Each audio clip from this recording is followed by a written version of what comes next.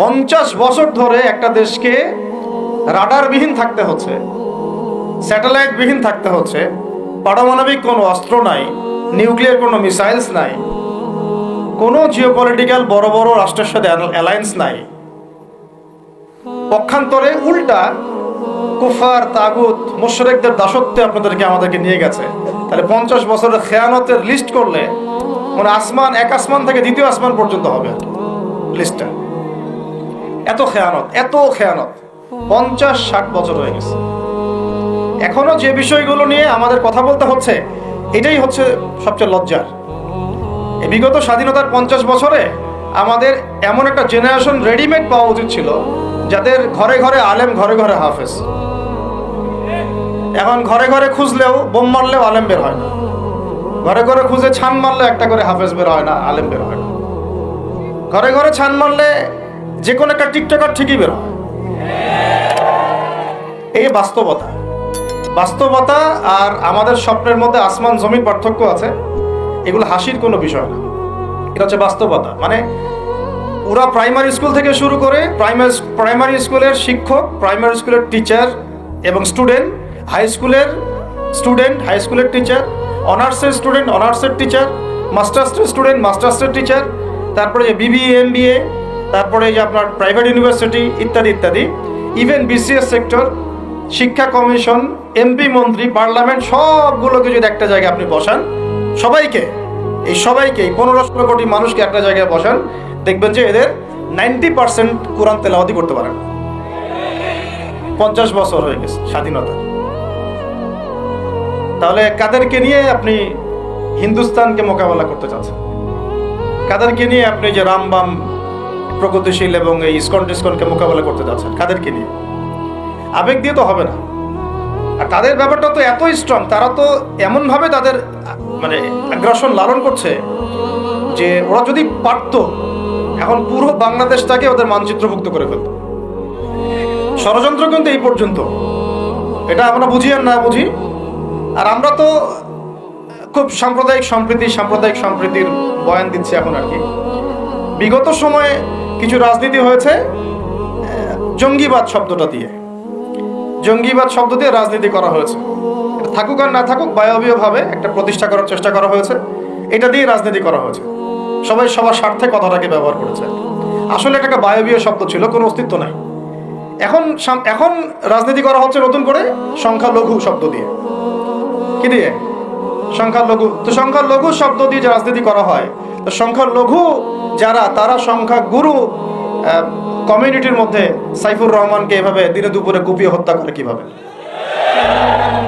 আমরা তো সংখ্যাগরিষ্ঠ। তো সংখ্যাগরিষ্ঠ মানুষের মধ্যে একজনকে সংখ্যালঘু একজন হত্যা করে কিভাবে? এর আগে ফরিদপুরে হয়েছে, আমরা তখনও সাম্প্রদায়িক সম্প্রীতির বলি আওড়াইলাম। চট্টগ্রামে হইল, এখনো সাম্প্রদায়িক সম্প্রীতির বলি আওড়াচ্ছি।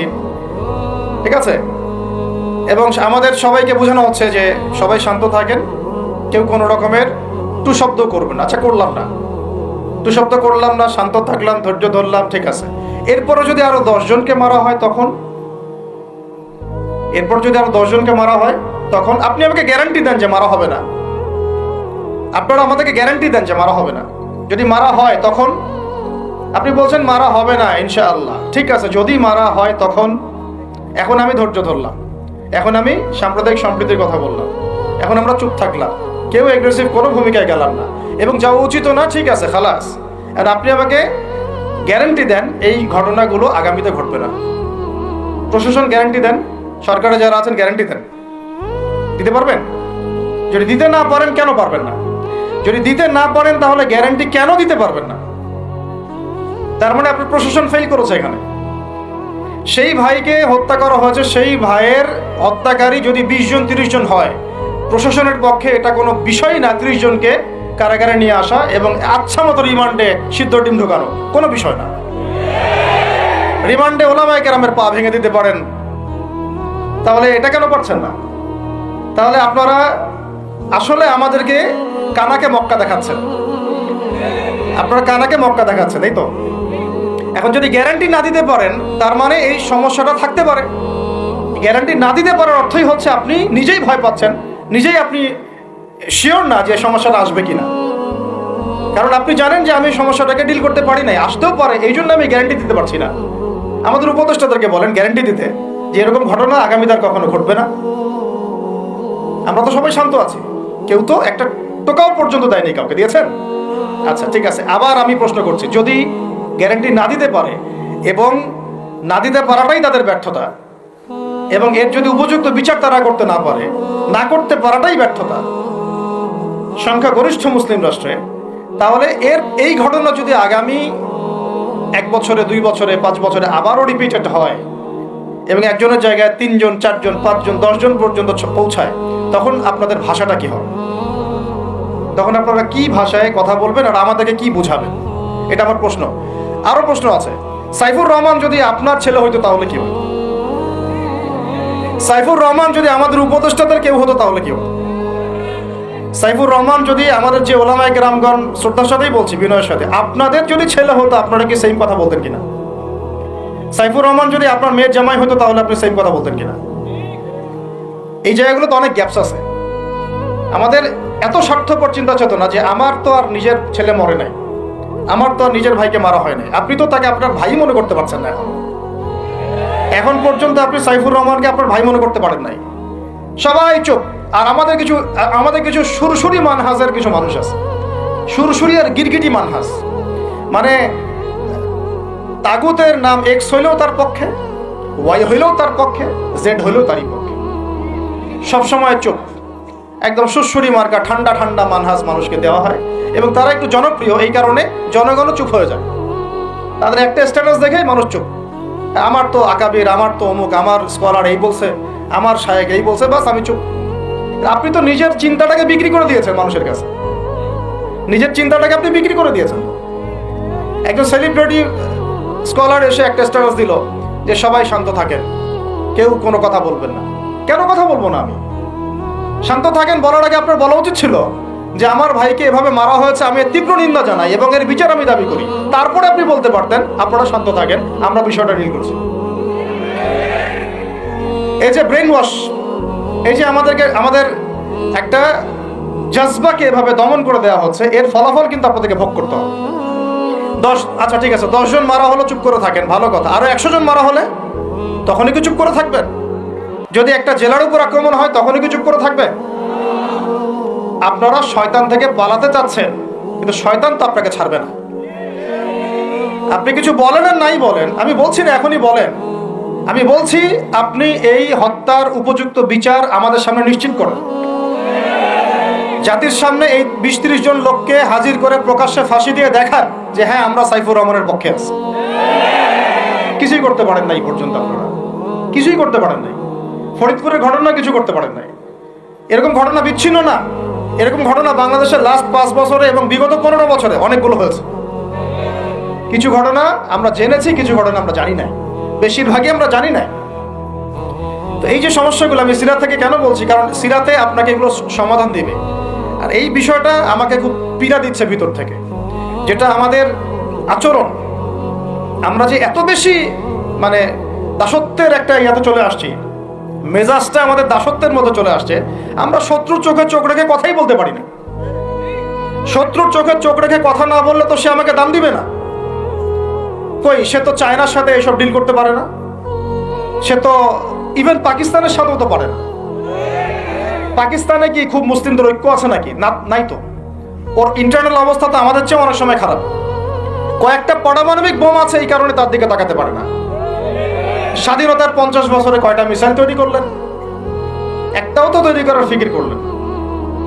তাহলে বিগত 50 বছরের ইতিহাস যদি আমরা ঘাঁটি, তাহলে দেখব যে যত রকমের মানব রচিত তন্ত্রমন্ত্র আছে, এই তথাকথিত গণতন্ত্রই বলেন, আর এই জাতীয়তাবাদের কথাই বলেন, আর এই তথাকথিত ধর্মনিরপেক্ষতাবাদ, আর এই কমিউনিজম যা আছে সব ফেল করেছে। পশ্চিমার সব মতবাদ এখানে এমনভাবে ফেল করেছে যেটা ইতিহাসে বিরল। তাহলে একটা মাত্র পথ আপনাদের সামনে এখন খোলা আছে, যেই পথ দিয়ে এই সমস্ত সমস্যার সলিউশন আনা সম্ভব। সেই পথটাই হচ্ছে ওই যে লেখা আছে, সিরার আলোকে উম্মার সংকট নিরসন করা। সিরাতের আলোকে যদি উম্মার সংকট নিরসন করতে না পারি, আর কোনো রাস্তা আমাদের সামনে খোলা নেই। দিন কায়েমের শর্ত 3টা বলেছেন না? 3 নম্বর শর্তটাই হচ্ছে এটা যদি ইবাদত হয়, দিন কায়েম যদি একটা ইবাদত হয়ে থাকে, তাহলে সেই ইবাদত কবুল হবে শুধু একজন ব্যক্তির তরিকায়। কার তরিকায়? মুহাম্মদ রাসূলুল্লাহ সাল্লাল্লাহু আলাইহি ওয়াসাল্লামের তরিকায়। ইবাদত হতে হবে এক আল্লাহর জন্য, হালাল রিজিক থাকতে হবে, এবং তরিকা হতে হবে কার? মুহাম্মদ রাসূলুল্লাহ সাল্লাল্লাহু আলাইহি ওয়াসাল্লাম। তো মুহাম্মদ সাল্লাল্লাহু আলাইহি ওয়াসাল্লামের তরিকাই হচ্ছে সিরাত, যেটার মধ্য দিয়ে আমরা দিন কায়েম করব ইনশাআল্লাহ। আর কোনো রাস্তা খোলা নাই। যত তন্ত্রমন্ত্র নিয়ে আসো, যত তন্ত্রমন্ত্র, এখন তো 4টা-5টা আছে, আরো যদি নতুন কোনো তন্ত্রমন্ত্র নিয়ে আসে, তারপরেও এই জাতির মুক্তির কোনো পথ নাই সিরাত ছাড়া। এখন আমাদেরকে আগে সিরাত পড়তে হবে ভাই, সবাইকে আগে সিরাতটা পড়তে হবে। সিরাত পড়লে পরে আপনারা বুঝতে পারবেন যে ইনশাআল্লাহ তাআলা কোন পথে আমাদেরকে হাঁটতে হবে। এখানে টপিক অনেক ডিপ দেওয়া হয়েছে, অত ডিপে গেলে আমাদের সারা রাত চলে যাবে। আমি শুধু ভাষা কয়েকটা পয়েন্ট বলতেছি, একটু মনোযোগ দেন। নবী সাল্লাল্লাহু আলাইহি ওয়াসাল্লাম যখন থেকে কাজ শুরু করেছেন, কাজ বলতে আমি দাওয়াতের কাজ বোঝাচ্ছি, তখনকার সমাজটা কিন্তু আমাদের মতো এতটাও মানে কমফোর্টেবল ছিল না। একটা অমুসলিম রাষ্ট্রে তিনি দাওয়াতের কাজ শুরু করেছেন। মক্কা কি ছিল? একটা মুসলিম রাষ্ট্র না অমুসলিম রাষ্ট্র?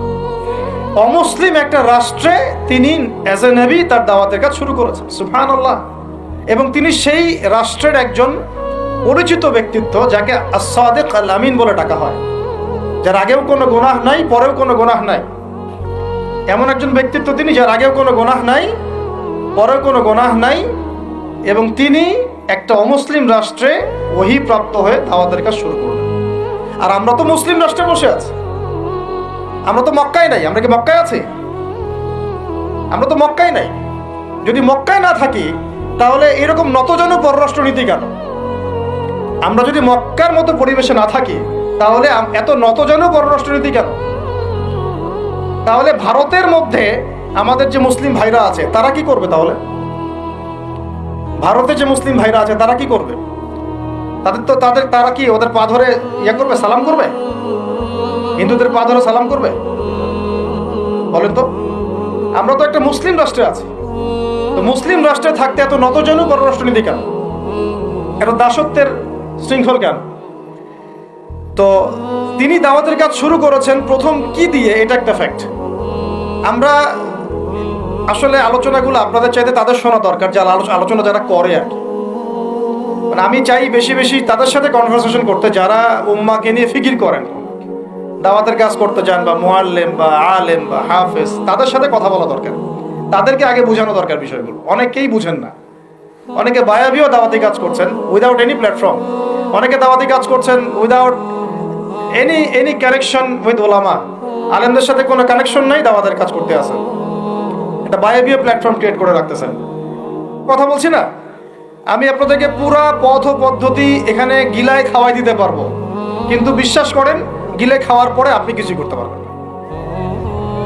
কেন পারবেন না? আপনার কোনো অ্যাসোসিয়েশন নাই, কোনো ফাউন্ডেশন নাই, কোনো সংগঠন নাই, কোনো রাজনৈতিক ক্ষমতা নাই, কোনো রাজনৈতিক দলও নাই, রাজনৈতিক কোনো অ্যাপ্রোচও নাই। কিন্তু একটা সেকুলার রাজনৈতিক দল আপনার চেয়ে ভালো ফিল্ড ওয়ার্ক করতে পারবে, কারণ তার চেইন অফ কমান্ড আছে। আমাদের তাওহীদপন্থীদের কোনো চেইন অফ কমান্ডই নাই। বলে আসতেছি বিগত 5 বছর 10 বছর থেকে একই বয়ান, মাথায় ঢুকে না জিনিসটা। চেইন অফ কমান্ড বলে একটা কিছু আছে, যেখানে একজন আমির নাই, যেখানে একজন ইমারা নাই, একটা আমির নাই, আসসামউ ওয়া তাআ নাই, বায়আ নাই, যেখানে শুনলাম, মানলাম, আনুগত্য করলাম, আমির, মামুর, জামা, ইমারা এগুলো নাই, সেখানে তো চেইন অফ কমান্ড আসবে না। তাবলীগ জামাত কাজ করছে না? করছে কিনা? একটা শুরা পর্ষদ আছে না? শুরায়ে নিজামি আছে না? আমির আছে না? কাজ করতেছে, ফলাফল পাচ্ছে, মাশাআল্লাহ। জামাত ইসলাম কাজ করছে না? একটা চেইন অফ কমান্ড আছে, প্রত্যেকটা জেলায় জেলায় শাখা আছে, তারা তাদের উপরের লেভেল থেকে কোনো ডিরেকশন আসলে সেটাকে রুট লেভেলে বাস্তবায়ন করছে। তারপরে ধরেন যে ইভেন এই যে আওয়ামী লীগ যে চলে গেল, তার একটা চেইন অফ কমান্ড ছিল না? ছিল কি না? উপরে যে বলতো জঙ্গি, নিচের ওই ব্যক্তিও বলতো হ্যাঁ এই জঙ্গি। এমন একটা চেইন অফ কমান্ড ওদের ছিল না? এখন বিএনপি যারা রাজনীতি করতেছে, ওদের নাই? আছে। এখন আপনি বলেন যে ইসলামপন্থীদের রাজনৈতিক দল কয়টা? একটা আছে আমাদের শাসনতন্ত্র, একটা হচ্ছে হেফাজতে ইসলাম, আর কি হেফাজত ইসলাম তো আসলে কোনো রাজনৈতিক ব্যাকগ্রাউন্ড থেকে আসে না, এটা এসেছে আপনারা তো জানেন হিস্ট্রি, কোন প্রেক্ষাপটে এটা তৈরি হয়েছে, শাপলা চত্বরে ঘটনা, তাই না? আর জামাত ইসলাম, আর কথা হচ্ছে যে আমাদের তো মানে পৃথক পৃথক প্ল্যাটফর্মগুলোর মধ্যে একটা ঐক্যবদ্ধ সমন্বয় সবার আগে দরকার, তারপরে আমাদের একটা একটা বৃহত্তর চেইন অফ কমান্ড দরকার। তখন কি হতো যে উপর থেকে একটা একটা কিছু ছেড়ে দিলে একদম নিচ পর্যন্ত আসতে সময় লাগতো। এখন এগুলোর বাইরে আবার যারা চান যে না কোরআন এবং হাদিস, ইসলামী ইমারা, শরিয়া এগুলো বাস্তবায়ন হবে, দাওয়াতের সাথে সাথে জিহাদ থাকতে হবে, এবং আমরা কোনো গণতন্ত্র, সেকুলারিজম এইসব পশ্চিমা আদর্শে যাব না, তারা ফেসবুকে বায়োবিও ঘুরে বেড়াচ্ছেন। সব ফেসবুকে বায়োবিও ঘুরে বেড়াচ্ছেন, ইউটিউবে ইন্ডিভিজুয়ালি কাজ করছেন, সবার নিজস্ব স্বতন্ত্র মার্কাস, মাকতাবা ইত্যাদি ইত্যাদি, কোনো সমন্বিত প্রয়াস নাই। এইভাবে তো হবে না। এইভাবে কি হবে? সর্বোচ্চ এককভাবে কিছু দাওয়াত দেওয়া যাবে, কিন্তু নবী সাল্লাল্লাহু আলাইহি ওয়াসাল্লাম ওহী প্রাপ্ত হওয়ার পরেই দাওয়াতের যে কাজ শুরু করলেন, এটাই চেইন অফ কমান্ড। সুবহানাল্লাহ। একটা জামাআর মধ্যে তিনি সবাইকে নিয়ে আসছেন। খেয়াল করে দেখেন, প্রথম ওহী আসলো কি সংক্রান্ত? ইকরা বিসমি রাব্বিকাল্লাযী খালাক। এই তো পড়ুন আপনার রবের নামে যিনি আপনাকে সৃষ্টি করেছেন। তো পড়া, তিনি কি পড়তে পারতেন? তিনি তো পড়তেও পারতেন না। তিনি তো বলছিলেন যে মা আনা বিকারি, আমি তো পড়তে জানি না, তারপরে তাকেই পড়তে বলা হচ্ছে, আপনি পড়ুন। কারণ এই জ্ঞানতাত্ত্বিক রেভলিউশন ব্যতীত সমাজ সংস্কার সম্ভব না। এখন আমরা সমাজ সংস্কার সবাই করতে যাচ্ছি, কম বেশি সবার জায়গা থেকে, পড়াশোনা কেউ করতে চায় না।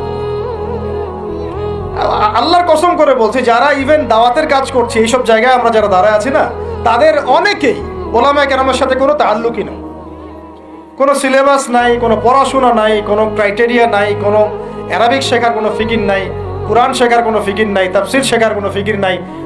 আমি দাওয়াতের কাজ করতেছি, সুবহানাল্লাহ, মানুষ আমাকে সেলিব্রিটি মনে করে, দ্যাটস অল। এভাবে হয়? এভাবে কি দাওয়াতের কাজ হয়? অথচ নবী সাল্লাল্লাহু আলাইহি ওয়াসাল্লামকে আল্লাহ পাক পড়তে বলছেন। তাহলে প্রথম দরকার আমাদের জ্ঞানতাত্ত্বিক রেভলিউশন, যেটা বললাম যে বিগত 50 বছরে অলরেডি আমাদের ঘরে ঘরে একজন করে আলেম, একজন করে হাফেজ থাকা উচিত ছিল। এটা বিগত 50 বছরের শিক্ষা সিস্টেমটা এমনভাবে সাজানো হয়েছিল যেটা একটা ধর্ম নিরপেক্ষ শিক্ষা সিস্টেম।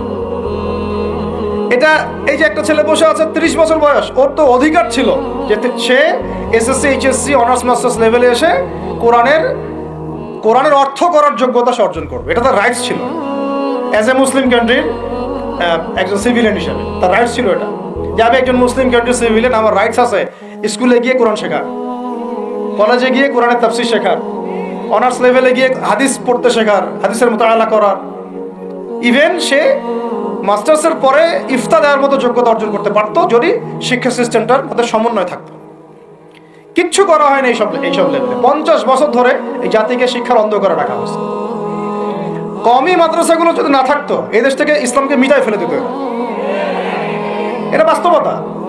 আলিয়া মাদ্রাসার একটা চমৎকার সিলেবাস ছিল, কিন্তু আস্তে আস্তে ওটাকে এমনভাবে বিকৃত করছিল, এটাকে এমনভাবে দলীয়করণ করেছিল যে ওখান থেকে, আরে ওয়াল্লাহি আমি বলছি, আল্লাহর কসম করে বলছি, আমি নিজেও ভাই বানিয়েছি অনেকে, 3টা সেন্টেন্স দিলে 3টা সেন্টেন্সের পার্থক্য করতে পারছে না। বিশ্বাস করবেন কি সেন্টেন্স? একটি কিতাব, এটি একটি কিতাব, এই কিতাবটি 3টা সেন্টেন্স আরবি করতে দিয়েছি, গত পরশুদিন করতে পারে নাই, কামিল পাস।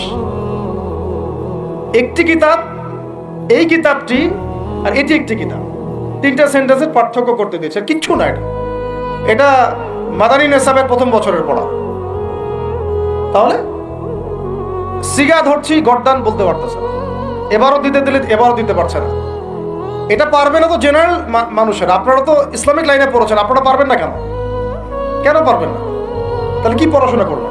ওখানে তো 10 বছর সময় ঢেলে দিয়েছে।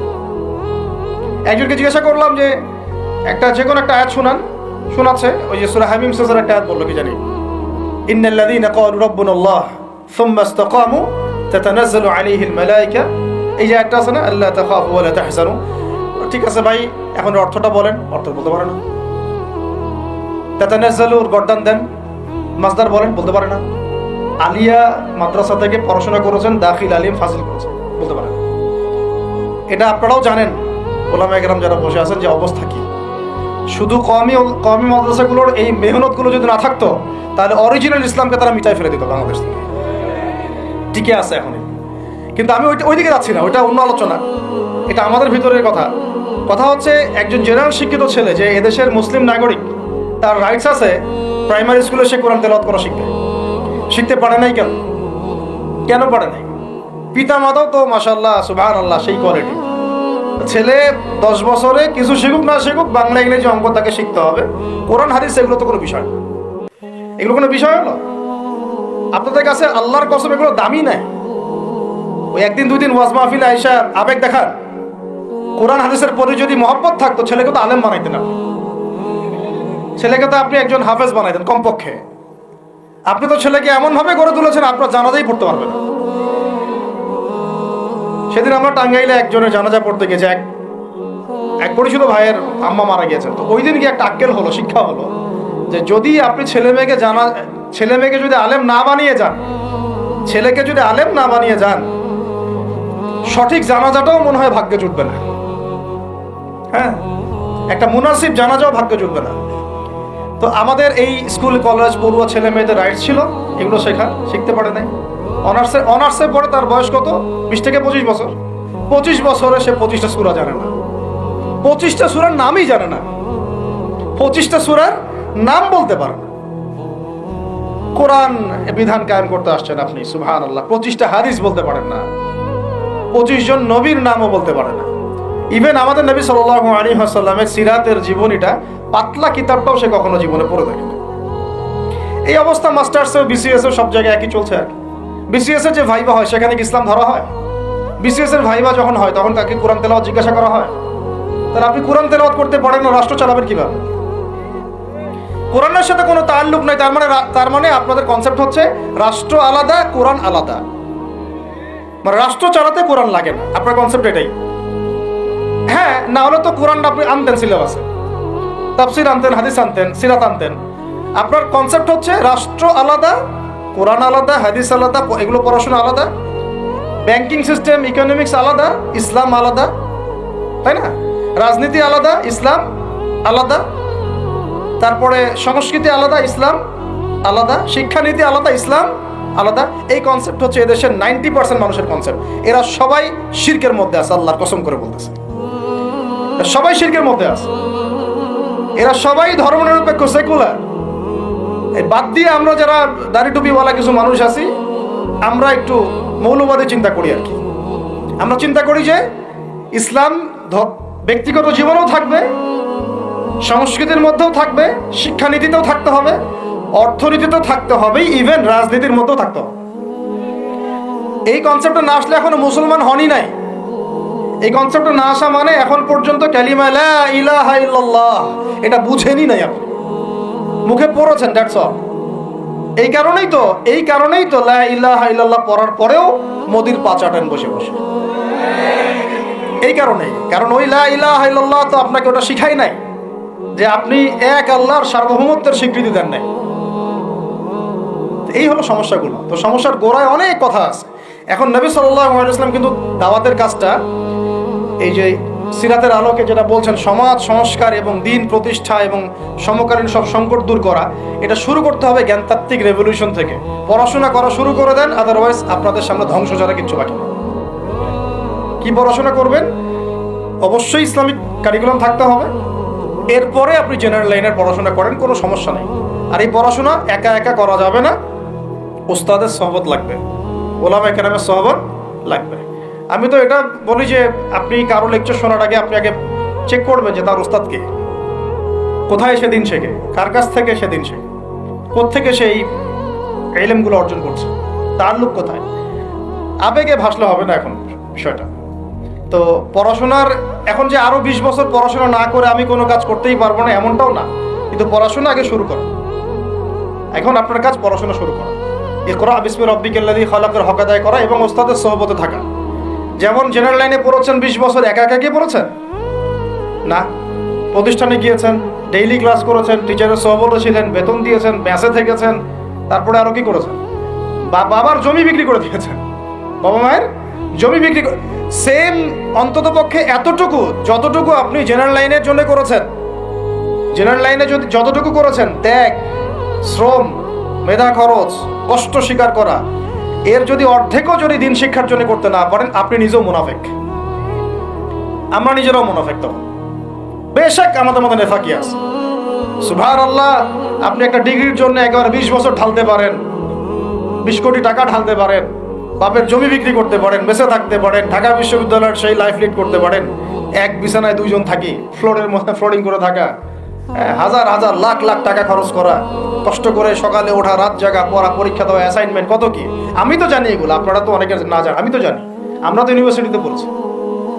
এই পরিশ্রমগুলো আপনি করছেন অনলি ফর একটা সার্টিফিকেট আর একটা চাকরির জন্য, আর এর 10% কেন 5% আপনি করতে চান না দিনই শিক্ষার জন্য। তো আমি মুনাফিক না হলে এই পৃথিবীতে আর মুনাফিক কে আছে? এই মুনাফিকদেরকে দিয়ে আপনি দিন কায়েম করবেন নাকি? শোনেন, আবেগ দিয়ে বিপ্লব হয়। আবেগ দিয়ে কি হয়? আবেগ দিয়ে বিপ্লব হতে পারে, আবেগ দিয়ে শরিয়া খিলাফা কায়েম হয় না। আবেগী হয়ে একটা বিপ্লব হতে পারে, আবেগ দিয়ে শুধু আবেগ দিয়ে শরিয়া খিলাফা কায়েম হবে না। শরিয়া খিলাফা কায়েম হয়েছে কাদের হাতে? সাহাবীদের হাতে। কাদের হাতে? আমাদের জিন্দেগি যখন সাহাবীওয়ালা হবে তখন শরিয়া কায়েম হবে। পড়াশোনা করে না, সাহাবীওয়ালা জিন্দেগি কিভাবে যাপন করবে? ওলামায়ে কেরামের সাথে তাআল্লুক নাই, সাহাবীওয়ালা জীবন কিভাবে যাপন করবে? নামাজের ঠিক নাই, সাহাবীওয়ালা জীবন হইল কিভাবে? কোরআন তেলাওয়াত করতে পারেন না, সাহাবীওয়ালা জীবন হইল? দিনের জন্য আমর বিল মারুফ নাহি আনিল মুনকারের কাজ নাই, ওই যোগ্যতাও নাই, তাহলে সাহাবীওয়ালা জীবন হইল কি? চেহারা সুরতের মধ্যে ইসলাম নাই, সুন্নতের প্রতি পাবন্দি নাই, সাহাবীওয়ালা জিন্দেগি হলো কি? সাহাবীদের হাতে বদর যুদ্ধ হয়েছে, জয়লাভ করেছে। উহুদ প্রায় জিতেইছি, এটা জিতেই বলা যায়, সাময়িক বিপর্যয় হয়েছে। খন্দক, খায়বার, মুতা, ইয়ারমুক কাঁপিয়ে দিয়েছে কারা? সাহাবীরা। তো সাহাবীওয়ালা ঈমান, সাহাবীওয়ালা আমল, সাহাবীওয়ালা আখলাক, সাহাবীওয়ালা মেহনত হলে পরে বাংলার মাটিতে দিন কায়েম হবে। চল না হওয়া পর্যন্ত এই লাভঝাপ করতে থাকা, আজকে এই বিষয় কালকে ওই বিষয়, আজকে এই ইস্যু কালকে এই ইস্যু, এইগুলোই চলতে থাকবে। আমরা এটা চাই না। আমরা চাই এখন যেহেতু দাওয়াতের একটা সুবর্ণ সুযোগ আমাদের সামনে এসেছে, এখন যেহেতু আল্লাহ পাক, এটা আল্লাহ পাকের রহমত, এখানে সবাই ক্রেডিট নেওয়ার প্রতিযোগিতায় লিপ্ত আছে। আমার ক্রেডিটে হয়েছে, আমি এই করেছি, আমি সেই করেছি। এখন তো এমন দেখা যাচ্ছে যে ওই সময় কিছু বলেও নাই, সেও এসে এখন প্রধান উপদেষ্টার পাশ আটতেছে বসে বসে। কি সুবহানাল্লাহ! মানে রক্ত দিল এক ভাই, মানে বছরের পর বছর কারাগারে পচে মরল একদল, বছরের পর বছর, দিনের পর দিন, মাসের পর মাস আয়না ঘরে ধুকে ধুকে মরল আর একদল। ঠিক আছে, বললাম তখন থেকে বের হলে কেউ সুস্থ থাকে না। বছরের পর বছর মামলা মোকদ্দমা সচ্ছে একদল, এক একজনের ঘাড়ে 3টা 4টা 5টা 10টা 20টা করে মামলা। হ্যাঁ, তারপরে বছরের পর বছর এই ফ্যাসিজমের বিরুদ্ধে দাঁড়ানোর কারণে দেশ থেকে বিতাড়িত হয়েছে একদল, হয় নাই? শাপলা চত্বরে রক্ত দিয়েছে আর একদল। তারপরে এই ছাত্র ভাইদের হাজার হাজার পঙ্গু হয়ে পড়ে আছে বিভিন্ন জায়গায় আর একদল, আর শত শত মানুষ রাস্তায় প্রাণ দিল আর একদল, আর উড়ে এসে জুড়ে ক্ষমতায় বসলো আর একদল। সার্কাস চলতেছে, এবং এখন তাদের লেজুর ভিত্তি করতেছে আরেক দল, তাদের লেজুর ভিত্তি করতেছে নতুন আর একটা সম্প্রদায়, নতুন এক প্রাণী। তার চক্ষুর লজ্জাও নাই, এদের চক্ষুর লজ্জাটুকুও না। আগে যখন এক তাগুত ছিল তখন তার পাচারত, সুবহানাল্লাহ, এবং ওই তাগুতের এগেইনস্টে যদি কেউ কথা বলতো তাকে বলতো খারেজি। কি বলতো? আগে যে তাগুত ছিল তার পা চাটতো আর কি, এবং তার এগেইনস্টে যদি কেউ কথা বলতো তখন ওই তাগুতের দালালি করে মানুষকে বলতো খারেজি, অমুক গোষ্ঠী তমুক গোষ্ঠী। হ্যাঁ, তারপরে যখন এই বিদ্রোহগুলো হতে হতে হতে বিদ্রোহ করা বলতে আবার হারাম। বিদ্রোহ করা কি? বিদ্রোহ করা হারাম, রাষ্ট্রের সরকারের বিরুদ্ধে প্রতিবাদ করা হারাম, নাজায়েজ, করলে হবে খারেজি। কিন্তু ছাত্র ভাইরা যখন আন্দোলন করে ওই সরকারকে পতন ঘটায় দিল, তখন আবার নতুন যে সরকার আসছে ওর পা চাটা আবার ফরজ।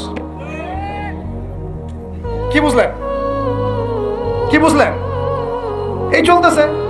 আমার বুঝাই, এক তাগুত ছিল, সেই তাগুত আল্লাহ বিরোধী কাজ করত, কিছু ভাই এর প্রতিবাদ করত, যারা প্রতিবাদ করতো ওদেরকে এরা বলতো খারেজি।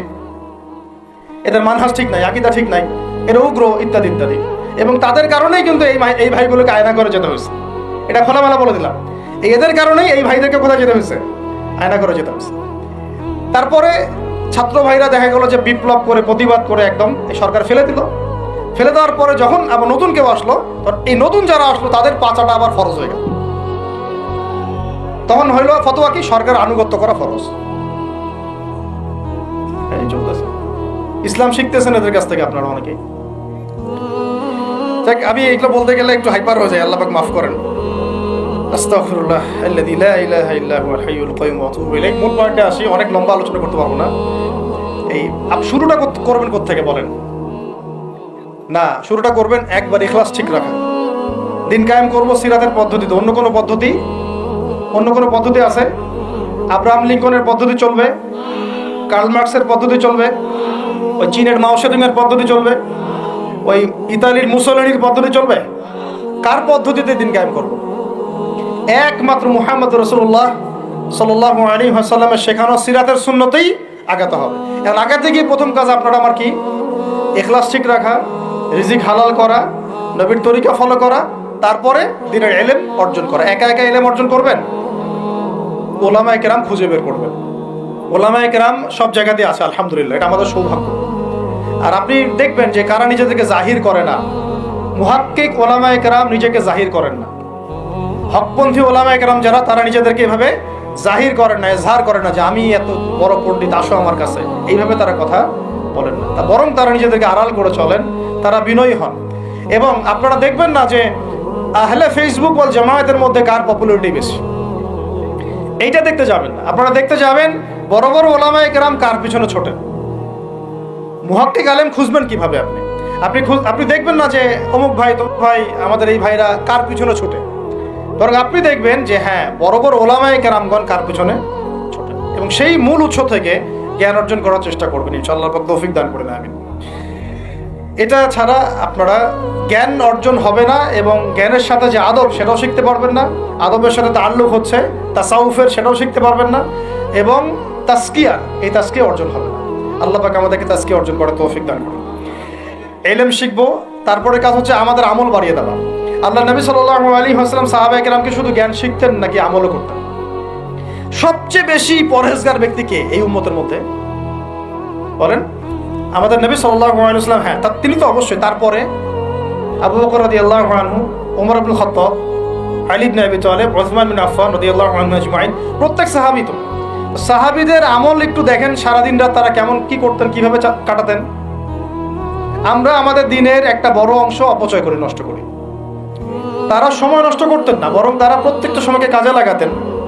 প্রত্যেক দিন একদিন ওই হাদিসটা আপনারা তো জানেন, একদিন নবী সাল্লাল্লাহু আলাইহি ওয়াসাল্লাম বললেন, আজকে জামাতের সাথে নামাজগুলো পড়েছে কে? আবু বকর রাদিয়াল্লাহু আনহু হাত তুললেন, আমি পড়েছি। আজকে সদকা করেছে কে? আমি।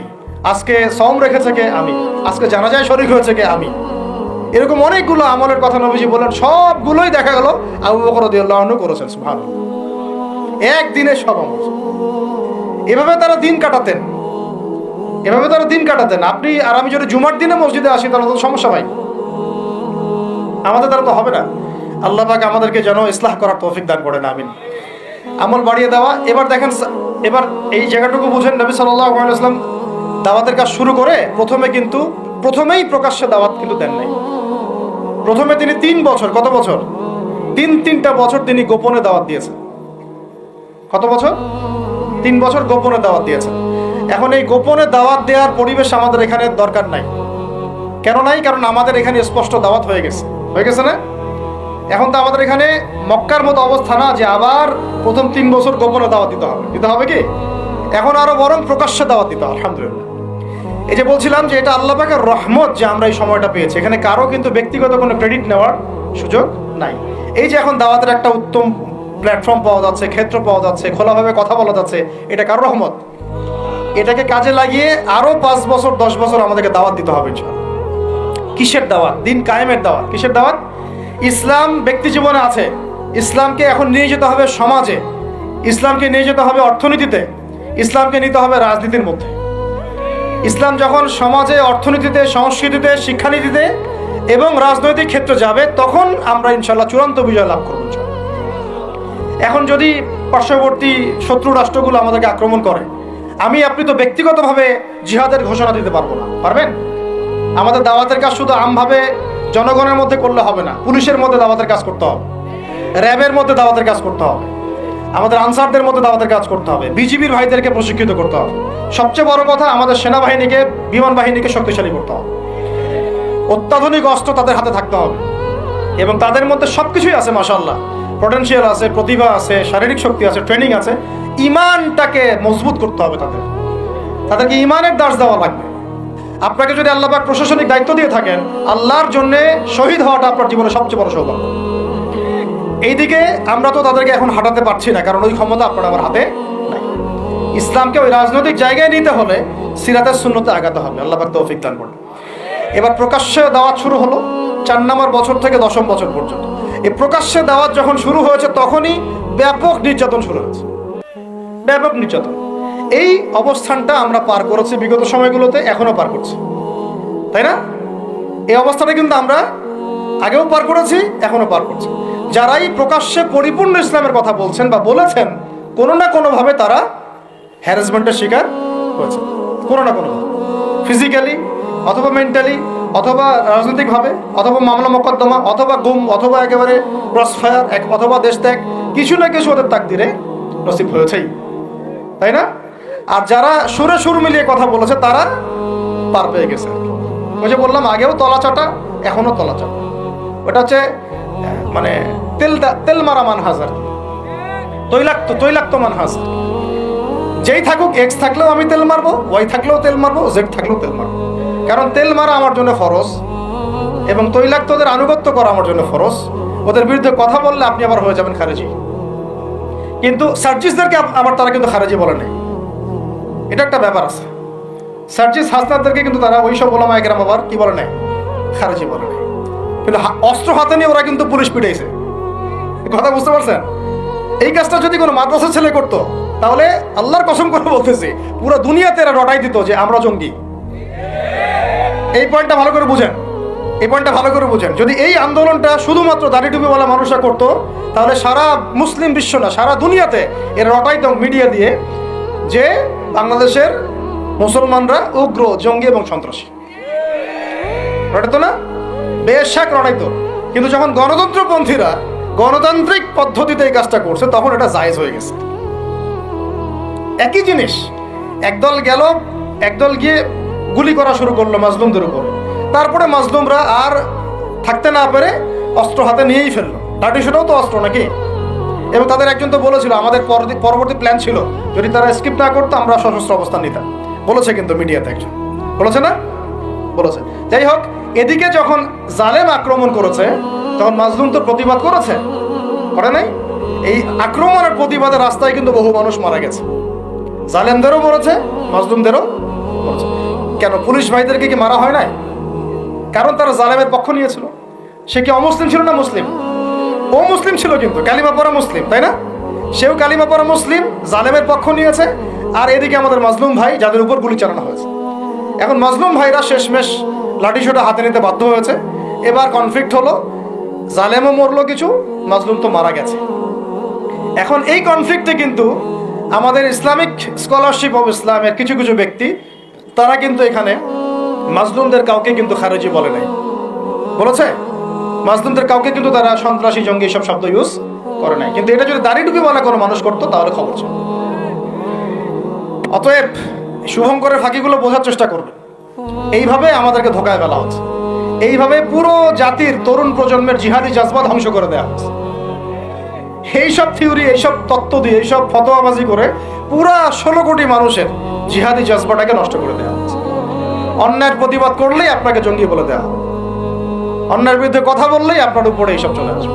অথচ গণতান্ত্রিক পদ্ধতিতে যখন তারা লড়াই করছে এটা তখন জায়েজ হয়ে যাচ্ছে। তখন 100টা মূল্যও জায়েজ, 1000 মূল্যেও সুবহানাল্লাহ। আর এখানে সাইফুর রহমানকে মারা হয়েছে, 2-1 ভাই যদি একটু কড়া গলায় কথা বলে, বাকিরা বলছে এত গলা বড় করার দরকার নেই, আস্তে করে কথা বলেন, অপেক্ষা করেন। শয়তান থেকে পালাচ্ছেন তো, শয়তান তো আপনার থেকে পালাবে না, শয়তান আপনাকে ধরবে। আপনি শয়তান থেকে পালাতে যাচ্ছেন তো, এটা একটা সাপ। এটা কি একটা, এখন যেটা দেখছেন এগুলো সাপের লেজ, এগুলো কি? এগুলো সব সাপের লেজ। সাপের মাথা কোথায় জানেন? একদম দিল্লিতে। সাপের মাথা কোথায়? এখন এই সাপের লেজ নিয়ে আপনার এত ভয়, মাথা আসলে যে কি করবেন আল্লাহই ভালো জানে। কথা হচ্ছে যে এই সাপের লেজ আপনি কাটবেন কিভাবে? কাটতে হলে একটা অস্ত্র লাগবে। সেই হাতিয়ার, সেই তরবারের নামই হচ্ছে ইসলাম। সেই তরবারের নামই সিরাত। এর বাইরে কোনো তরবাল নাই। আজকে যদি লেজ কাটতে পারেন, কাল মাথাও কাটতে পারবেন ইনশাআল্লাহ। এখন যদি লেজের কাছে হেরে যান, মাথা কাটতে পারবেন না। এখন আপনি শয়তান থেকে পালাতে যাচ্ছেন, কিন্তু শয়তান আপনার থেকে পালাবে না, ও আপনাকে ধরবে। আজকে 10, কালকে 20, যদি কালকে আল্লাহ না করে 100 হয়, তখন দেখবো আপনাদের বিবৃতি কেমন হয়। আপনারা কোন ভাষায় কথা বলেন সেটা দেখার অপেক্ষা আছি আমি। উপযুক্ত শাস্তি নিশ্চিত না করা হলে এগুলো লাই পাবে না, বেশক লাই পাবে। এবং শাস্তি কি উপযুক্ত নিশ্চিত করা হয়েছে কিনা এখন পর্যন্ত আমরা দেখি নাই। ফরিদপুরের ঘটনা তো দেখি নাই আমরা কিছু, এর আগের ঘটনাগুলো তো আমরা কিছু দেখি নাই। অতএব আমরা এই জায়গায় অনেক বেশি কনসিয়াস যে আপনারা আগে এক নৌকায় পা রেখেছিলেন, এখন আবার 2 নৌকায় পা রাখলেন কিনা। আগে তো পা রেখেছিলেন শুধুমাত্র এক নৌকায়, ভারতীয় নৌকায় আর কি। আর এখন পা রাখতেছেন ভারতীয় নৌকায়, পাশাপাশি আমেরিকান নৌকায়। 2 নৌকায় 2 পা রাখতেছেন। যখন 2 নৌকায় 2 পা থাকবে, তখন কিন্তু ডোবা আরো বেশি সহজ হয়ে যাবে আর কি। এটাও মাথায় রাখেন, তখন কিন্তু পা রাখারও জায়গা পাবেন। এই জিনিসগুলো আমাদের ভালো করে বোঝা দরকার। আল্লাহ পাক আমাদেরকে বোঝার তৌফিক দান করুন। কোরআন আছে ভাই, দ্বীন ইসলাম আছে, নবীর সুন্নাত আছে, আমাদের কোথাও যাওয়ার দরকার নাই। এই সহজ কথাটা আমরা বোঝাতে পারতেছি। সহজ কথা, আমাদের কাছে কোরআন আছে, হাদিস আছে, রাসূলের সিরাত আছে, সুন্নাত আছে, বরেণ্য উলামায়ে কেরাম আছেন, দেশে 16 কোটি মুসলিম তাওহীদি জনতা আছে। কোথাও যাওয়ার দরকার নাই আমাদের। আমরা আমাদের দেশের ভাগ্য ইনশাআল্লাহ করে নিতে পারবো ইনশাআল্লাহ। কারো দালালি করার কোনো দরকার নেই আমাদের। দুঃখজনক হচ্ছে এত কিছুর পরেও, আল্লাহর কসম, এত কিছুর পরেও এখন পর্যন্ত আমাদের দেশটা ভারতীয় দালাল মুক্ত হইতে পারলো না। প্রত্যেকটা ডিপার্টমেন্টে এখন ওদের দালাল বসেই আছে। ভাই একটা নামাজ পড়বে না, নামাজ পড়ার জন্য জায়গাটা পাক লাগবে না, কাপড়টা পাক লাগবে না? নাপাক কাপড়ে নামাজ হবে? নাপাক জায়গায় নামাজ হবে? একটা প্লেট নিয়েছেন, খাবার খাবেন, বিরিয়ানি খাবেন, তো বিরিয়ানি খাওয়ার আগে প্লেটটা পরিষ্কার করবেন না? প্লেট যদি পরিষ্কার না হয়, সেখানে বিরিয়ানি খাওয়া যাবে? দেশটা তো পরিষ্কার হচ্ছে না। আগে দেশটা পরিষ্কার করেন, তারপরে বিরিয়ানি খাওয়া যাবে। বরং এখন আমরা ওই ময়লাদের সাথে আপোষ করে চলার চেষ্টা করছি, আঘাত করার চেষ্টা করছি। আবার কেউ কেউ তো নিজের গিরগিটি রং পাল্টায় ভিতরে ঢুকে গেছে, টের পাওয়া যাচ্ছে না। আচ্ছা না এরকম? আপনারা সবাই বুঝেন, এগুলো আমি খোলামেলা বলার প্রয়োজন নেই। মূল কথা হচ্ছে, একটা বিষয়কে পবিত্র না করে একটা জমি চাষ করব, আগে আমাকে ওই জমিটাকে সার দিতে হবে, কীটনাশক দিয়ে ওটাকে দূর করতে হবে। জমি পবিত্র না করলে এখানে পবিত্র বৃক্ষ রোপণ করা যাবে না। সিম্পল একটা কথা, আপনি বিরিয়ানি খান আর যাই খান, পাত্র পরিষ্কার করতে হবে। এই পাত্র এখনো পরিষ্কার হয় নাই।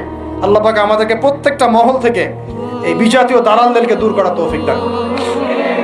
এদেশের ভাগ্য আল্লাহ করবেন ইনশাআল্লাহ। যদি আমরা আমাদের সিরাতের উপর থাকি, রাসূলের সিরাতের উপর থাকি, কোরআন সুন্নাহর উপর থাকি এবং ঐক্যবদ্ধ থাকি, আমাদেরকে পরাজিত করতে পারার মতো কোনো জাতি না ইনশাআল্লাহ, পারবে না ইনশাআল্লাহ। এটা আমাদের কনফিডেন্স থেকে বলা না, এটা আমাদের পূর্ণ ইয়াকিন থেকে বলা। কিন্তু সমস্যা হচ্ছে আমরা ওই রাস্তায় হাঁটতেই পারতেছি না। আল্লাহ পাক আমাদেরকে সেই হিকমা এবং প্রজ্ঞা দান করেন। আল্লাহ পাক উপযুক্ত নেতৃত্ব আমাদের সামনে নিয়ে আসেন। এবং দোয়া করি আমরা যেন ইসলামপন্থী সরকার আল্লাহ পাক আমাদের সামনে নিয়ে আসেন, যাদেরকে সামনে রেখে আমরা এই পুরো দেশ জুড়ে ইসলামী শরিয়া প্রতিষ্ঠার মেহনত করতে পারি। আল্লাহ পাক সে তৌফিক দান করেন। তো শেষ কথাগুলো হচ্ছে এরকম যে এই 10 বছরে প্রচুর নির্যাতন হয়েছে, কিন্তু ইসলাম কিন্তু থেমে যায় নাই। যখন হামজা এবং ওমর রাদিয়াল্লাহু আনহুর মতো মানুষের ইসলাম কবুল করেছেন। আরেকটা কথা মনে রাখবেন, আমাদের নবীজি কিন্তু সাল্লাল্লাহু আলাইহি ওয়াসাল্লাম দুর্বল সাহাবীদেরকে হিজরত করতে বলেছিলেন। কোথায়? আবিসিনিয়াতে। কোথায়? আবিসিনিয়ায়। ওখানে একটা হিজরত হয়েছে। আমাদের নবীজি তায়েফে গিয়েছেন, তায়েফবাসী ইসলাম কবুল করে নাই, তিনি আবার ফিরে আসছেন। এই সময়টাতে ইয়াসরিব থেকে 6 জন যুবক আসছিলেন, তরুণদের কথা বলতে বলেছেন। এইখান থেকে আমি আলোচনা শেষ করে দিব। এখানে ইয়াসরিব থেকে 6 জন যুবক, তরুণ যুবক এসে ইসলামের গতিপথটাকে ঘুরিয়ে দিয়েছে। এটা তরুণরা একটু ভালো করে বুঝবেন। মক্কায় কত বছর ছিলাম আমরা? 13 বছর। কত বছর? 13 বছর। এই 13 বছরে কিন্তু আমাদের কোনো রাজনৈতিক ক্ষমতা ছিল না। ছিল? কোনো রাজনৈতিক ক্ষমতা ছিল না, এমনকি কোনো সামাজিক ক্ষমতা আমাদের ছিল না। আমরা দাওয়াতের কাজ করছিলাম, তাবলীগের মেহনত করছিলাম, এবং তাজকিয়া অর্জন হচ্ছিল, কোরআন শেখানো হচ্ছিল, দারুল আরকামে দিনের মোজাকারা প্র্যাকটিস হচ্ছে। আমাদের কিন্তু কোনো রাজনৈতিক ভিত্তি মক্কায় নাই। এই কারণে মক্কাতে কিন্তু সশস্ত্র জিহাদেরও আয়াত নাজিল হয় না। হয়েছে? হয় নাই। মদিনায়, এখন মদিনা থেকে যখন 6 জন যুবক আসলেন, এই 6 জন যুবকের নেতার নাম আসাদ বিন জুরারাহ রাদিয়াল্লাহু আনহু।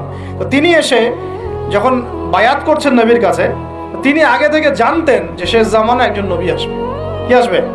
ঠিক আমরা এখন যেমন জানি যে শেষ জামানায় একজন নবী আসবেন, কে আসবেন, এটা আমরা যেমন জানি, ওই 6 জন যুবক আগে থেকে জানতেন যে শেষ জামানায় একজন নবী আসবেন কুরাইশদের সবচেয়ে বড় গোত্র থেকে, এবং যার নাম হবে আহমেদ। কি নাম হবে?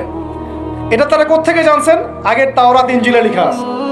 আগের তাওরাতে ইনজিলে লেখা আছে। এই জন্য আমরা বলি যে শেষ জামানার জ্ঞান অর্জন করাটা খুব জরুরি, না হলে আমরা কখন কি হচ্ছে এটা মোটটা বুঝতে পারবো না। এই পড়াশোনাগুলো আমাদের সিলেবাস থেকে আমরা উঠিয়ে দিয়েছি। এই যে ইয়াসরিবের 6 জন যুবক, তারা যখন ইসলাম কবুল করে চলে গেল, তারা বসে থাকে নাই। যুবকরা এটা ভালো করে শোনেন, তারা ইসলাম কবুল করার পরে কেউ বসে থাকে নাই। তারা দাওয়াতের কাজ করতে থাকলেন। মদিনায় গিয়ে, কোথায়? মক্কাও অমুসলিম রাষ্ট্র, মদিনাও কি তখন কিন্তু অমুসলিম রাষ্ট্র, তখন কিন্তু সবাই মদিনার ইসলাম কবুল করে নাই।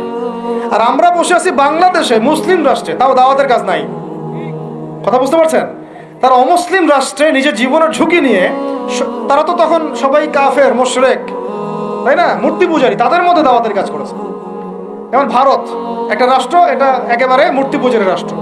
তো এইরকম রাষ্ট্রে তারা দাওয়াতের কাজ করেছেন, তাওহীদের কালিমা লা ইলাহা ইল্লাল্লাহর কথা বলেছেন। আর আমাদের এই দেশে কথা বলতেই কলিজা কাঁপে।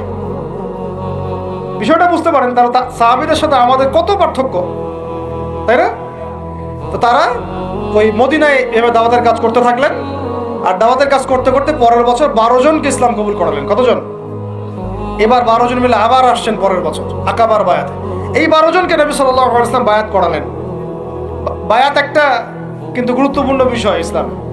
আপনি মুখে মুখে একজনকে ভালোবাসেন, হ্যাঁ অমুক আলেমকে আমি খুব ভালোবাসি, অমুক ওস্তাদকে, অমুক শায়েখকে আমি খুব ভালোবাসি, কিন্তু আপনি তার হাতে বায়াতবদ্ধ না। এই ভালোবাসা একদিন থাকবে, একদিন নাও থাকতে পারে, ঠিক আছে? কিন্তু আপনি যখন কোনো মুহাক্কিক, কোনো আলেমের কাছে, কোনো বুজুর্গের কাছে, আল্লাহর ওলির কাছে বায়াতবদ্ধ থাকবেন, আপনার জীবনটা একটা গোছানো শৃঙ্খলার মধ্যে থাকবে। তার মাসওয়ারা ছাড়া আপনি ডানে বামে তখন উঠতে পারবেন না। জরুরি জিনিস ছিল, এটা আমরা স্কিপ করেছি।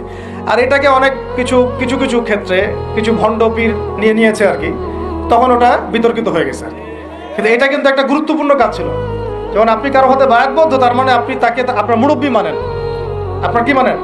মুরব্বী। এই সিলসিলা চলে আসছে রাসূল সাল্লাল্লাহু আলাইহি ওয়াসাল্লাম থেকে। এখন এই 12 জনকে নবীজি বায়াত করালেন। এই 12 জন একটা রিকোয়েস্ট করলো, ইয়া রাসূলুল্লাহ, আমাদের মদিনা একটা উর্বর জায়গা, আপনি যদি আপনার সাহাবীদের মধ্যে একজন যোগ্য সাহাবীকে পাঠাতেন, তাহলে উনি গিয়ে মদিনায় দাওয়াতের কাজ করতো, তাহলে ইসলাম আরো সম্প্রসারিত হতো। এটা কাদের কথা ছিল? এই 12 জন। তো এবার নবী সাল্লাল্লাহু আলাইহি ওয়াসাল্লাম, সুবহানাল্লাহ, আবু বকর রাদিয়াল্লাহু আনহু কে না, উমর রাদিয়াল্লাহু আনহু কেউ না, হামজা রাদিয়াল্লাহু আনহু কেউ না, হ্যাঁ আর কে, আব্দুর রহমান বিন আউফ রাদিয়াল্লাহু আনহু কেউ না। জান্নাতের সুসংবাদ প্রাপ্ত 10 জন সাহাবীর যে লিস্ট আছে, এই লিস্টের কোন সাহাবীকে তিনি পাঠালেন না, বরং তিনি একজন ধনীর দুলাল ছিলেন। ইসলামের জন্য সব বিসর্জন দিয়েছেন, এমনভাবে বিসর্জন দিয়েছেন যে তার গায়ে ফসকা পড়ে গিয়েছিল। উহুদ যুদ্ধের দিন তাকে দাফন করা হয়েছে শাহাদাতের পরে, মানে কাফনের 2 টুকরা কাপড় পর্যন্ত পাওয়া যায় নাই। কিন্তু তিনি ছিলেন মক্কার ধনীর দুলাল, যার পারফিউমের গন্ধ, মানে এক রাস্তা দিয়ে হাঁটলে ওই রাস্তা সবাই পেত যে হ্যাঁ এটা ওই ব্যক্তির পারফিউম। তার মতো কাপড় আর কারো ছিল না। এত লাক্সারিয়াস লাইফ লিড করতেন, বাংলাদেশের সবচেয়ে কোটিপতি ছেলের মতো মনে করেন। এইরকম ধনীর একজন দুলাল ইসলাম কবুল করার পর তার অবস্থা এমন হয়েছে যে তাকে এক কাপড়ে দাফন করা হয়েছে। সুবহানাল্লাহ। তা উহুদের মাঠে। বিখ্যাত সাহাবী, বিখ্যাত দাঈ ইলাল্লাহ, তার নাম মুসআব বিন উমাইর রাদিয়াল্লাহু আনহু। মুসআব বিন উমাইর নাম মুখস্থ থাকবে তো ইনশাআল্লাহ। এগুলা মুখস্থ করা উচিত। বাংলাদেশের মানুষ মানে কি বলবো, যে জয় বাংলা শব্দটা যতবার বলছে সাল্লাল্লাহু আলাইহি ওয়াসাল্লাম ততবার বলে নাই। এমন একটা জাহালাত। যারা আপনারা ধর্মনিরপেক্ষ রাজনীতি করেন, তারা আপনাদের নেতাদের নাম যতবার নেন, রাসূলের নামও ততবার নেন না। আবার আপনারা যারা ধর্মনিরপেক্ষ রাজনীতি করেন, আপনারা আপনাদের নেতার নাম যতবার নেন দিনে, আল্লাহ রসুলের নামও ততবার নেন না। তাহলে কিভাবে আপনাদের দ্বারা আমাদের কম সফল হবে? কিভাবে সফল হবে? কিভাবে জাতিকে আপনি সফলতার পথ দেখাবেন? মুসআব বিন উমাইর রাদিয়াল্লাহু আনহুকে নিয়ে আমাদের গল্প থাকা উচিত ছিল বইয়ের মধ্যে, হ্যাঁ থাকা উচিত ছিল না? আর আলাদা কিতাব না হোক, অন্তত একটা চ্যাপ্টার থাকতে পারতো তাকে নিয়ে। ইসলামের ইতিহাসের প্রথম দায়ী মুসআব বিন উমাইর আছে, লারে লাপ্পা আছে বইয়ের মধ্যে, ভং সং এগুলো আছে। এই বিপ্লবের পরেও, এই বিপ্লবের পরে পরিবর্তিত বাংলাদেশেও যদি আমাদেরকে এগুলোই দেখতে হয়, তাহলে তো বলবো যে জেলাও সেই কদু হইল। পরিবর্তিত বাংলাদেশের শিক্ষানীতির মতো যদি এগুলোই থাকে, তাহলে তো বলবো জেলাও সেই কদু হলো। কি পার্থক্য হলো? এগুলো পরিবর্তন করতে হবে। আল্লাহ পাক আমাদের ঊর্ধ্বতন কর্তৃপক্ষকে বোঝার তৌফিক দান করেন। আর যোগ্যদের কথা মূল্যায়ন আপনারা করবেন না, যোগ্যদের কথা মূল্যায়ন করবেন না। রামসাম যদুমধু নিয়ে বসাইছেন সব জায়গায়, কিছুই বোঝে না দেশের রাষ্ট্র অর্থনীতির শিক্ষার, বসে আছে দায়িত্বে। মানে এটা কলেজের ক্যান্টিন নাকি? কলেজের ক্যান্টিন সবাই বসে চা খাইতে বসছে, সেটা এরকম কি? ওলামায়ে কেরামদের মধ্যে মুহাক্কিক ওলামায়ে কেরামদের 2-3জনও নাই। কার সাথে মাশওয়ারা করতেছেন? পরামর্শ আলেমদের সাথে মাশওয়ারা নেই, মাঝে মাঝে ডাকে চা খাইতে, এই পর্যন্তই আর কি। এগুলো কি? তার মানে আপনারা ঘুরে ফিরে আগের সেই ওই সেকুলারিজমই প্রতিষ্ঠা করতে চাচ্ছেন, কিন্তু একটু নতুন আঙ্গিকে আর কি। আল্লাহর কসম করে বলতেছি, বাংলাদেশের তাওহীদি জনতা এবার এগুলো সহ্য করবে না ইনশাআল্লাহ। যদি ইসলামপন্থী আমাদের মুরব্বীরা, তুল্লাবরা, আমাদের ইসলামপন্থী জামায়াগুলো যদি মাঠে থাকে, এই কাজ আপনারা করতে পারবেন না ইনশাআল্লাহ। কিচ্ছু লাগতো না যদি হেফাজতে ইসলাম তার যদি রাজনৈতিক দূরদর্শিতায় সবসময় মাঠে থাকতো, প্রত্যেকটা জায়গায় রাজনৈতিক ক্ষেত্রে হেফাজতে ইসলামকে টক্কর দিয়ে কেউ বাংলাদেশের শাসন ক্ষমতায় যেতে পারত। এখন আমাদের মুরব্বীরা এগুলো নিয়ে ফিকির করবেন ইনশাআল্লাহ, আমরা আশা করি। কোনো দিকে চিন্তা করার দরকার নাই। জীবন দেওয়ার জন্য হাজার হাজার লক্ষ লক্ষ তুল্লাব রেডি আছে ইনশাআল্লাহ, লাখ লাখ তুল্লাব রেডি আছে। আপনারা মাঠে যান, মাঠে থাকেন, রাজনীতি করেন। ওয়াজ মাহফিলের প্যান্ডেল বাদ দিয়ে আপনারা এবার রাজনীতির মঞ্চে যান ইনশাআল্লাহ। কারণ আমাদেরকে ইসলামকে রাষ্ট্র ক্ষমতা নিতে হবেই যদি আমরা অস্তিত্ব টিকায় রাখতে চাই।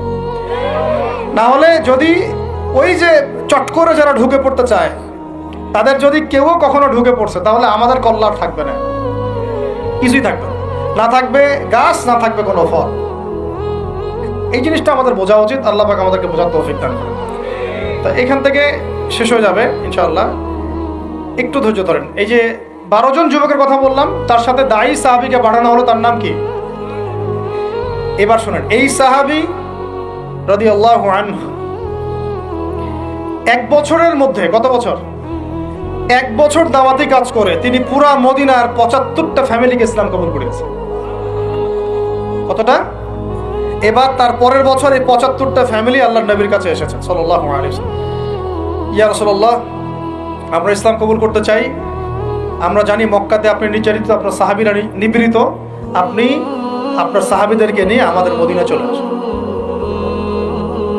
নবীজি সাল্লাল্লাহু আলাইহি ওয়াসাল্লাম বায়াত করালেন কয়েকটা বিষয়ে। আল্লাহর সাথে কাউকে শরীক করবে না, চুরি করবে না, জিনা করবে না, একে অপরকে মিথ্যা অপবাদ দিবে না, সৎ কাজে আদেশ করবে, অসৎ কাজে নিষেধ করবে, আমার আনুগত্য করবে, সুখে দুঃখে আমার আনুগত্য করবে, সচ্ছল অসচ্ছল উভয় অবস্থায় আল্লাহর পথে দান করবে। ঠিক আছে, আমি যদি মদিনায় যাই বা যখন যাব, তখন আমাকে আর আমার সাহাবীদেরকে এমনভাবে তোমরা প্রোটেক্ট করবা যেভাবে তোমরা তোমাদের স্ত্রী সন্তানকে করো। তোমরা কি রাজি আছো? একজন সাহাবী বলছেন যে ইয়া রাসূলুল্লাহ, ফামা লানা ইযা ফাআলনা যালিক, আমরা যদি এটা করি তাহলে কি পাবো? নবীজি বলছেন আল জান্নাহ, জান্নাত পাবে। কি পাবে? জান্নাত পাবে। তখন আয়াত নাযিল হয়েছে, ওই যে সূরা তাওবার 111 নম্বর আয়াত, ইন্নাল্লাহা আশতারা মিনাল মুমিনিনা আনফুসাহুম বিআন্না লাহুমুল জান্নাহ। ওই যে ওই আয়াতটা, ইয়াকাতিলুনা ফি সাবিলিল্লাহি ফায়াকতুলুনা ওয়া ইউকতালুন, এই যে পুরো আয়াতটা নাযিল হয়েছে কিন্তু এখানে।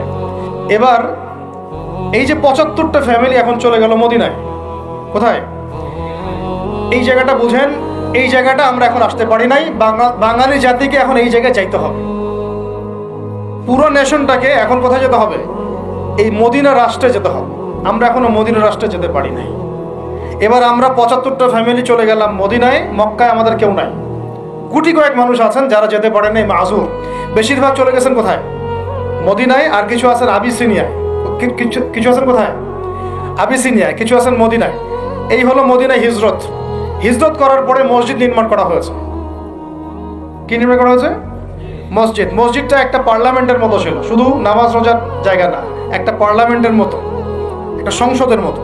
এখান থেকে ডিসিশন পলিসিগুলো মেকিং হতো। তারপরে আনসার যারা ছিলেন সেখানে সাহায্যকারী, তারা হলেন আনসার। আর যারা হিজরত করে গেলেন তারা হলেন মুহাজির। নবীজি আনসার আর মুহাজিরদের মধ্যে ভ্রাতৃত্বের বন্ধন স্থাপন করলেন। এই যে আমাদের দরকার এখন ঐক্যের প্ল্যাটফর্ম। কি দরকার? ঐক্যের প্ল্যাটফর্ম। তাদের সেখানে তারা ভূখণ্ড পেলেন, রাষ্ট্র ক্ষমতা পেলেন, ভ্রাতৃত্বের বন্ধন হলো, পার্লামেন্টের মতো মসজিদ হয়ে গেল, এবং ওখানে আরও কিছু মশরেকরা ছিল, তাদের সাথে মদিনা সনদ বা একটা চুক্তি হলো, এটা একটা কনস্টিটিউশন, সংবিধান হলো। এই জায়গায় আমরা এখনও যেতে পারি না। যেতে পারছি? আমাদের সেরকম আলাদা কোনো স্বতন্ত্র ইসলামিক কান্ট্রি নাই, আমাদের সেরকম ইসলামিক কোনো কনস্টিটিউশন নাই, ইসলামিক আমাদের মধ্যে ইভেন ভ্রাতৃত্বের বন্ধনও নাই, ওই রকম কোনো একজন আমির এবং একটা জামাআ আমাদের মধ্যে এখন আমরা মদিনা রাষ্ট্র কায়েম করতে পারি নাই। মদিনা রাষ্ট্র কি সেকুলার রাষ্ট্র ছিল? ধর্মনিরপেক্ষ রাষ্ট্র ছিল কি? মদিনা রাষ্ট্র কি জাতীয়তাবাদের আদলে গড়ে উঠেছে, বা কমিউনিজমের আদলে গড়ে উঠেছে, গণতন্ত্রের আদলে? মদিনা রাষ্ট্র গড়ে উঠেছে শরিয়ার আদলে, মানে কোরআন এবং সুন্নাহর বিধানের আলোকে। ওখানে কি অন্য ধর্মের মানুষরা ছিল না? ছিল। তাদের সাথে কোনো কনফ্লিক্ট হয়েছে? তাদের অধিকার খর্ব করা হয়েছে? হ্যাঁ, তাদের সাথে জুলুম হয়েছে? না, বরং তাদের সাথে আমরা হৃদ্যতা মহব্বতের সম্পর্ক রেখে চলেছি, যতক্ষণ পর্যন্ত না তারা কোনো ফল্ট করেছে। যেমন বনু কোরাইজা ফল্ট করেছে, ওর সাথে যুদ্ধ হয়েছে, বের করে দিয়েছে। বনু নাজির ফল্ট করেছে, ওকে বের করে দেওয়া হয়েছে। বনু কাইনুকা ফল্ট করেছে, ওকে বের করে দেওয়া হয়েছে। যখন যে চুক্তি ভঙ্গ করেছে তখন তার সাথে আমরা আক্রমণাত্মক আচরণ করেছি, শাস্তিমূলক। কিন্তু যতক্ষণ পর্যন্ত ওরা চুক্তি ভঙ্গ করে নাই, আমরা সবাই মিলে একটা ঐক্য সংহতি রক্ষা করেই চলেছি। আমরা কি এখন ওইরকম কোনো রাষ্ট্র পেয়েছি? এখন আমাদের সামনে এইরকম একটা মদিনা রাষ্ট্র গড়ার ফিকির করতে হবে। এই জায়গায় যদি ইসলামকে আমরা নিতে না পারি বাংলার জমিনে, তাহলে না হবে মদিনা, আর না হবে সেখান থেকে কোনো মক্কা বিজয়। মক্কা বিজয় কি আগে হয়েছে না আগে মদিনা রাষ্ট্র কেমন হয়েছে? এখন যাইতে হবে মদিনা রাষ্ট্রে। তো মদিনা রাষ্ট্র কি এটা আগে বুঝবেন। একটা নির্দিষ্ট রাষ্ট্র যেটা আমাদের আছে, মাশাআল্লাহ আছে তো, বাংলাদেশ যদি ধরি আছে তো একটা রাষ্ট্র। লাগবে জনসংখ্যা আছে তো, লাগবে মুসলিম সংখ্যাগরিষ্ঠতা আছে তো, লাগবে মুসলিমদের মধ্যে ভ্রাতৃত্বের বন্ধন, এইটা হয়তো নাই। এটা আমাদের করতে হবে। যে ভ্রাতৃত্ব জায়গায় দুর্বলতা সেটা অচিরেই ঘুচিয়ে ফেলতে হবে। আল্লাহ পাক তৌফিক দান করে। লাগবে ইসলামিক সংবিধান আছে নাই, 50 বছরও হয়েছে, তাহলে এখন সংবিধান সংস্কারের প্রশ্ন আসলে সবাইকে জবাব দিতে হবে, হ্যাঁ সংস্কার চাই, ইসলামিক সংবিধান চাই, ব্যাস খালাস। ওইটা না হলে তো আপনার রাষ্ট্র ইসলামিক হবে না। ওইটা না হলে কি রাষ্ট্র ইসলামিক হবে? আমাদের আবেগ, কেউ লিখে দিল উপরে বিসমিল্লাহির রহমানির রহিম, মানব রচিত সংবিধানের উপরে লিখে দিল বিসমিল্লাহির রহমানির রহিম। বাঙালি তো একদম আবেগে মাতোয়ারা। আরে বাপরে বাপ, আমাদের তো সংবিধানে বিসমিল্লাহ আছে। বিসমিল্লাহ বলে ভাই মদ খাইলে লাভটা কি? নিচে তো মদের লাইসেন্সের দেওয়ার কথাও আছে, নিচে তো আরো অনেক কিছুই আছে। তো বিসমিল্লাহ উপরে থাকলে আমার লাভ কি আর ক্ষতি কি? বিসমিল্লাহ উপরে থাকার পর যখন A to Z ইসলামিক থাকবে তখন বুঝবে হ্যাঁ এটা ইসলামিক কনস্টিটিউশন হয়েছে। আছে ওটা নাই, তাহলে এটা করতে হবে। তারপরে দেখবেন একজন আমাদের প্রেসিডেন্ট লাগবে, মুসলিম প্রেসিডেন্ট, যিনি উমর রাদিয়াল্লাহু আনহুর মতো ইনসাফ আদালত কায়েম করবেন ইনশাআল্লাহ। এবং আমরা আনসার ও মুহাজিরদের মধ্যে ভ্রাতৃত্বের বন্ধনে থাকবো, আপোষের মধ্যে কোনো কোন্দলে যাব, তাদের আনুগত্য করে চলবো ইনশাআল্লাহ। আছে এরকম কিছু হয়েছে? হয় নাই। এরপরে নবী সাল্লাল্লাহু আলাইহি ওয়াসাল্লাম সামরিক বাহিনী গঠন করেছেন, এটা আমাদের আছে মাশাআল্লাহ। খালি তাদেরকে ইমানি প্রশিক্ষণ দেওয়া দরকার। এরপরে নবী সাল্লাল্লাহু আলাইহি ওয়াসাল্লাম অর্থনৈতিক ভিত্তি শক্ত করেছেন। আমাদের দেশে অর্থনৈতিক ভিত্তি শক্ত করার সুযোগ নাই? অবশ্যই আছে, এবং আমরা এটা করতে পারবো ইনশাআল্লাহ। এরপরে নবী সাল্লাল্লাহু আলাইহি ওয়াসাল্লাম সীমান্ত সুরক্ষা করেছেন। সীমান্ত সুরক্ষার আমাদের বাহিনী নাই? করতে পারবো ইনশাআল্লাহ। এরপরে তিনি করেছেন অস্ত্রশস্ত্র তৈরি করেছেন, দেশের মধ্যে মদিনাতেই তৈরি করেছেন। বদর যুদ্ধ করতে যাওয়ার সময় কার অস্ত্র কোথায় পেয়েছেন? তারা কিনেছেন কারো কাছ থেকে, তৈরি করেছেন কোথায়? মদিনায়। তা আমরা আমাদের দেশে বিশ্বমানের অস্ত্র তৈরি করতে পারি না? করা হয়েছে বিগত 50 বছরে, হয় নাই। তারপরে সারিয়া অভিযান হয়েছে, প্রথমেই কিন্তু গাজওয়ায়ে বদর হয় নাই, প্রথমেই কিছু কিছু সারিয়া হয়েছে। টহল বাহিনী পাঠিয়েছেন নবী সাল্লাল্লাহু আলাইহি ওয়াসাল্লাম, দেখো ওইখানে কাফেলা আক্রমণ করো, ওইখানে কাফেলা আক্রমণ করো। এবার ইসলাম আর ডিফেন্সিভ চিন্তা করে নাই, বরং ইসলাম সেনাবাহিনী প্রেরণ করেছে বিভিন্ন জায়গায় যুদ্ধের জন্য। অনেকগুলো সারিয়া হয়েছে, প্রায় 8-10টা। তারপরে আবু সুফিয়ানের কাফেলাকে আক্রমণকে কেন্দ্র করে বদরের যুদ্ধ হয়েছে। যুদ্ধের ঘোষণা কে দিয়েছে? নবী সাল্লাল্লাহু আলাইহি ওয়াসাল্লাম নিজে দিয়েছেন। সাহাবীরা যুদ্ধ করেছেন। রাষ্ট্রপ্রধান কি সিংহাসনে বসে বসে খালি আদেশ করেছিলেন, না নিজেও মাঠে উপস্থিত ছিলেন? আদৌ দেখেছেন এমন কাউকে আমাদের প্রেক্ষাপটে? বরং এখনকার রাষ্ট্রপ্রধানরা নেতা কর্মীদেরকে লেলিয়ে দেয়, অবস্থা খারাপ দেখলে নিজে হেলিকপ্টারে পালিয়ে যায়। নবী সাল্লাল্লাহু আলাইহি ওয়াসাল্লাম নিজে যুদ্ধের মাঠে গিয়ে যুদ্ধ করেছেন। এটা ছিল তার সুন্নাহ। একটা দুইটা, মিনিমাম কয়টা বলেন দেখি? 50-এর বেশি যুদ্ধ তিনি নিজে সশস্ত্র ভূমিকা দিয়ে করেছেন। বাকি তো তিনি পাঠিয়েছেন মাশাআল্লাহ সাহাবীদেরকে। ইন টোটাল প্রায় 80-85-এর মতো সারিয়া হয়ে গেছে। যাই হোক, এই মদিনা রাষ্ট্রের আদলে আমরা কিন্তু কোনো রাষ্ট্র এখনো করতে পারি নাই। মদিনা রাষ্ট্র গড়ার পরে আস্তে আস্তে পররাষ্ট্রনীতি হয়েছে, বিভিন্ন গোত্রে দাওয়াত বাড়ানো হয়েছে। এরপরে আস্তে আস্তে মুসলিমদের রাষ্ট্রের আয়তন বাড়তে থাকছে, অর্থনীতি সমৃদ্ধ হতে রয়েছে। পাশাপাশি আমরা ওই হেরাক্লিয়াস, রোম সম্রাট হেরাক্লিয়াস, পারস্য, এইটা ওইটা পুরো বিশ্ব রাজনীতি তখন আমরা কাঁপাই ফেলছি। পরবর্তীতে তাবুক হয়েছে, মোতা হয়েছে, নবীর ইন্তেকাল পরে ইয়ারমুকও হয়েছে।